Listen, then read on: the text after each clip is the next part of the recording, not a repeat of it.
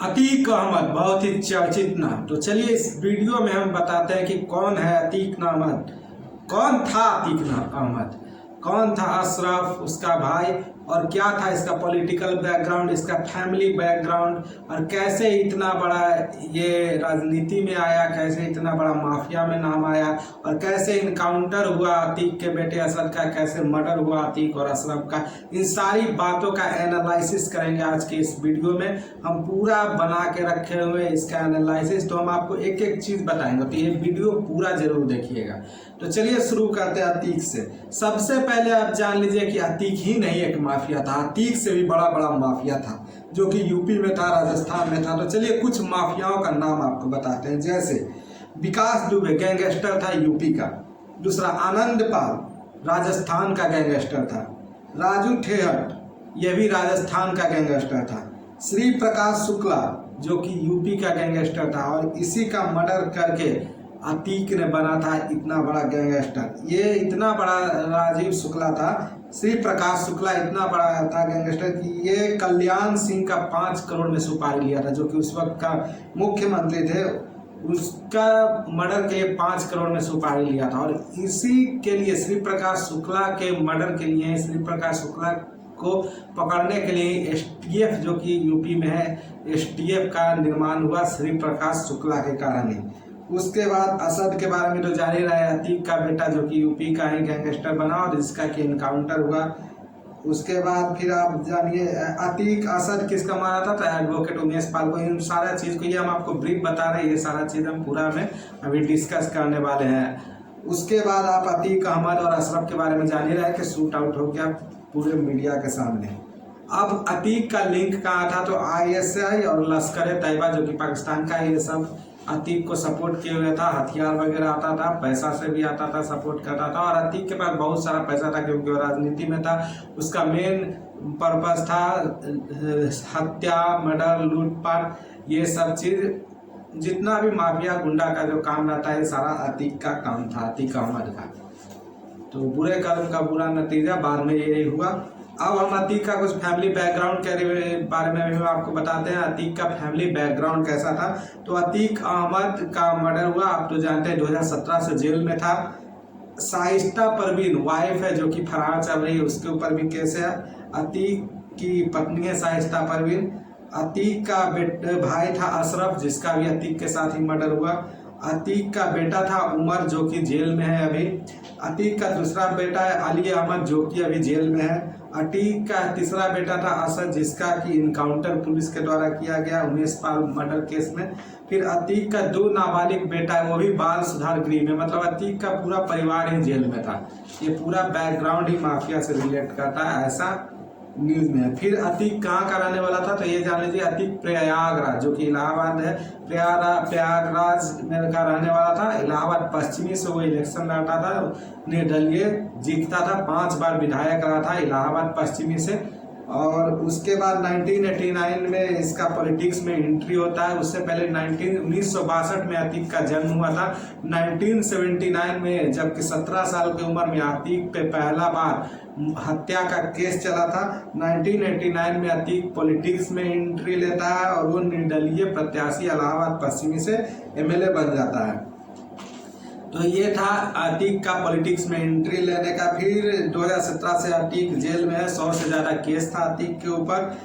1989 में तो आपको बता दिए कि पहला बार इस पर मर्डर हुआ था। एक था 1989 का कहानी है, चांद बाबा करके एक, वो भी माफिया था। जब अतीक पॉलिटिक्स में आता है, अतीक जीत जाता है, MLA बन जाता है, तो चांद बाबा को लगता है कि मेरे एरिया में, चांद बाबा उस समय वहाँ का माफिया था, तो वो सोचता है कि मेरे एरिया में अतीक इतना बड़ा विधायक भी बन गया और हमसे ज़्यादा ऊपर हो गया। तो दोनों में एक बार चाय की टोकरी में बैठा हुआ होता है, चाय के दुकान पे चाय पी रहा होता है। वहाँ पे दोनों का जो लोग होते हैं अतीक के और चांद बाबा के, दोनों का भिड़ंत होता है जिसमें चांद बाबा का मौत हो जाता है उस मुठभेड़ में।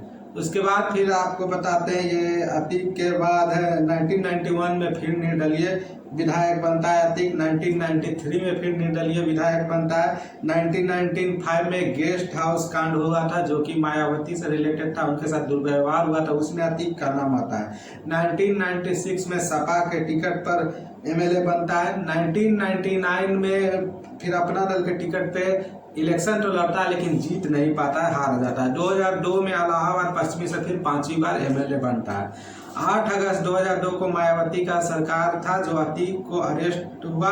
पेशी के वक्त उसके ऊपर गोली और बम से हमला हुआ लेकिन अतीक बच गया।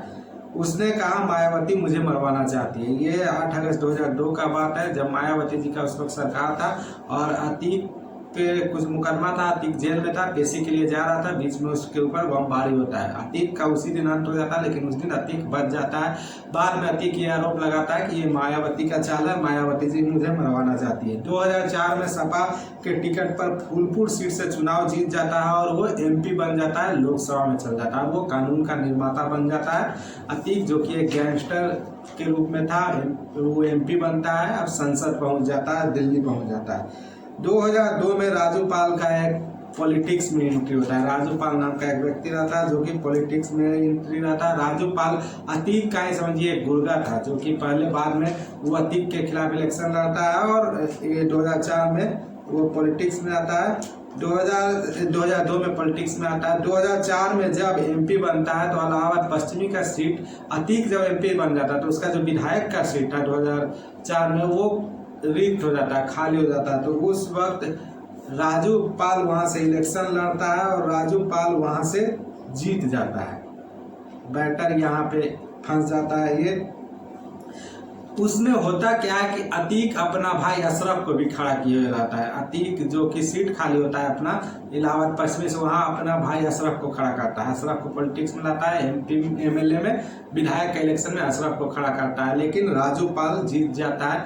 अतीक को ये बात बहुत ही ज़्यादा चुभता है कि हम जहाँ से 5 बार एमएलए रहे थे वहाँ से दूसरा व्यक्ति जीत गया और मेरा आदमी हार गया, अशरफ हार जाता है। उसके बाद राजू पाल का जब इलेक्शन जीता है तो 2-3 महीने बाद राजू पाल शादी करता है पूजा पाल की युवती से।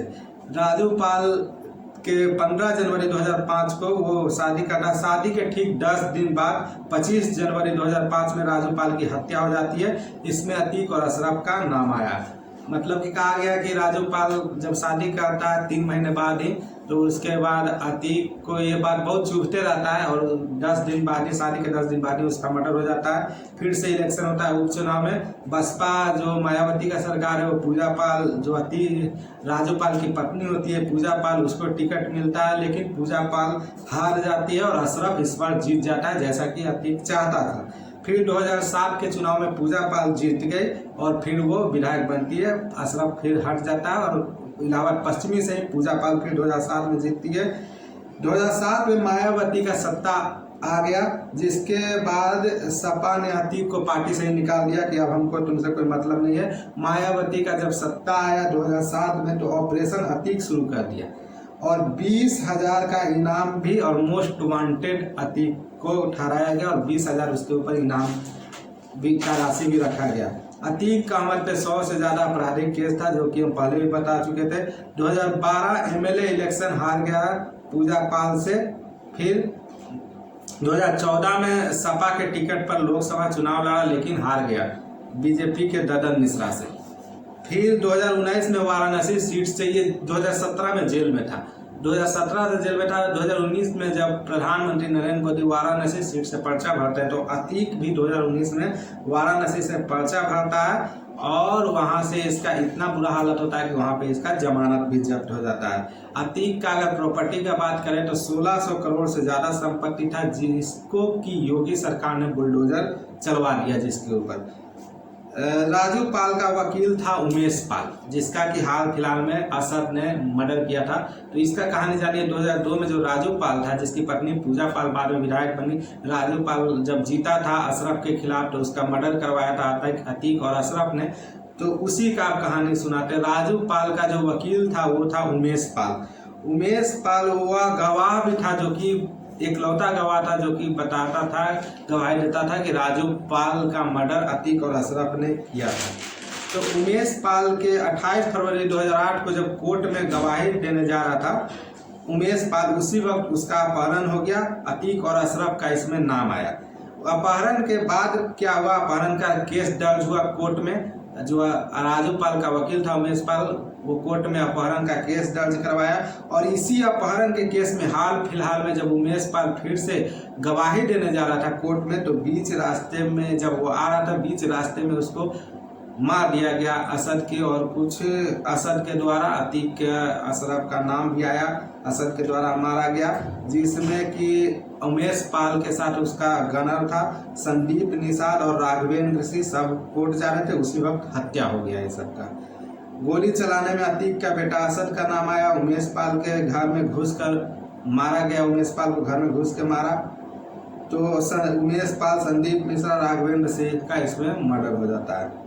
उमेश पाल मर्डर 24 फरवरी 2023 को होता है, जिसके बाद से जितना मैटर टूल पकड़ता है। उसके बाद असद का इनकाउंटर होता है, और हाल फिलहाल में अतीक और अशरफ का आप देखे लिए कि क्या अंजाम हुआ। तो बुरे कर्म का बुरा नतीजा होता है, आप जान लीजिए। इसीलिए हमेशा सही रास्ते पे चलना चाहिए। कभी भी इंस्पायर होइए तो गैंगस्टर से इंस्पायर नहीं होइए, कुछ ऐसे लोगों से इंस्पायर होइए जो कि आपके जीवन में अच्छे रास्ता पे चलाए। धन्यवाद।